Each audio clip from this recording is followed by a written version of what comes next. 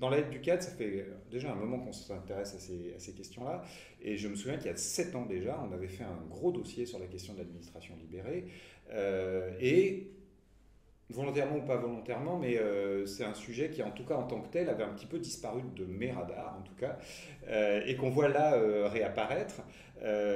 Ma question, c'est un peu, qu'est-ce qu'il y a de nouveau, peut-être Nicolas Lanvin, puis après Stéphane Mouedet, qu'est-ce qu'il y a de nouveau, en fait, qui justifie qu'aujourd'hui, on s'intéresse, en tant que territorial, à la question de la libération de l'administration? En tant que territorial, on s'intéresse toujours aux questions managériales. On lit beaucoup de choses, on va à des colloques, on est formé au CNFPT, mais voilà, après on peut avoir des appétences particulières. Je pense que nous, dans le cercle, on a une appétence sur la question évidemment de libération des organisations, de responsabilisation de l'ensemble de nos agents, de la qualité et de la production qu'on va avoir collectivement à destination de nos publics. Et effectivement, la libération nous semble être une voie, une opportunité pour construire notre modèle managérial et le modèle qui semble adapté à notre structure, avec nos collaborateurs, sur notre territoire évidemment, et puis et ensuite délivrer un service public de grande qualité, en tout cas on essaye, de la plus grande qualité possible, tout en veillant à une qualité de vie au travail, une transversalité dans les échanges, une forme d'humanité, d'humanisme dans nos organisations pour effectivement produire ce service public. D'accord.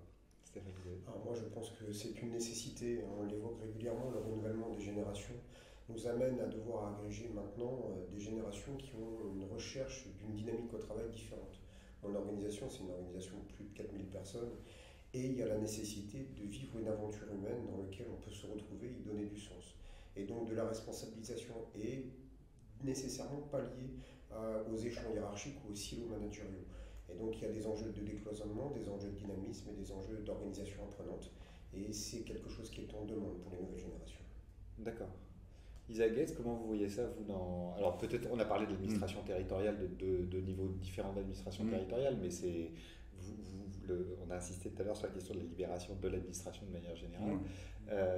Vous voyez ça comment? Parce que vous, ça fait des années que vous vous intéressez à ces questions-là. Oui, je prends les administrations libérées que j'ai vues, c'était qui sont depuis 2008, je crois, sur le ministère de la Sécurité sociale belge.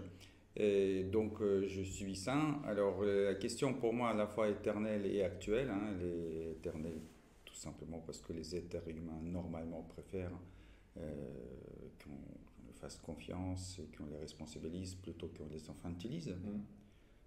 Ça ne date pas d'hier, mais c'est intéressant que les enfants d'aujourd'hui, qui sont grandis un petit peu, ils ont maintenant 20, 25 ans, ben, ils sont plus capables de dire, comme leur frère aîné, on va attendre 10 ans, peut-être là je vais avoir un peu de responsabilité.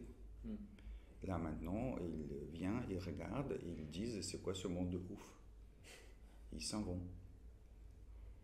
Et je ne sais pas comment c'est dans l'administration, c'est mes collègues qui vont le dire, mais je peux vous le dire par exemple que je discute beaucoup avec les patrons des grands cabinets de conseil. Ils ont une difficulté de recruter ou de garder les jeunes cadres. C'est la lettre du cadre. Ben, ils ne veulent pas être des cadres, ils veulent des boulangers, viticulteurs, tout ce qu'on veut. Donc l'attractivité aujourd'hui est réellement un très grand sujet pour ces générations, et Stéphane l'a confirmé, ça peut camper, mais partout. Hein. Bah, donc si on n'aura plus de cadres, on va faire quoi?